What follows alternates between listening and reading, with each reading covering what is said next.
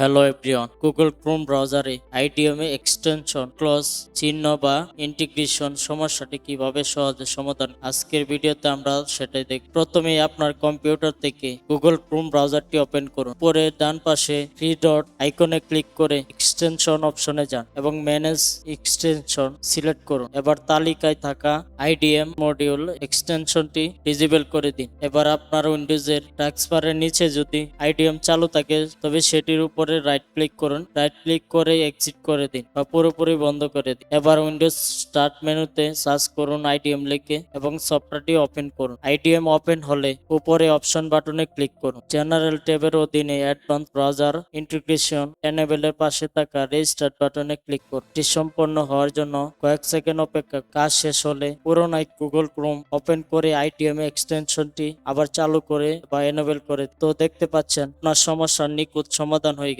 টিউটোরিয়ালটি আপনার উপকারে আসলে ফেসবুক পেজটি ফলো করুন এবং ইউটিউব চ্যানেলটি সাবস্ক্রাইব করে সাপোর্ট করার অনুরোধ রইল।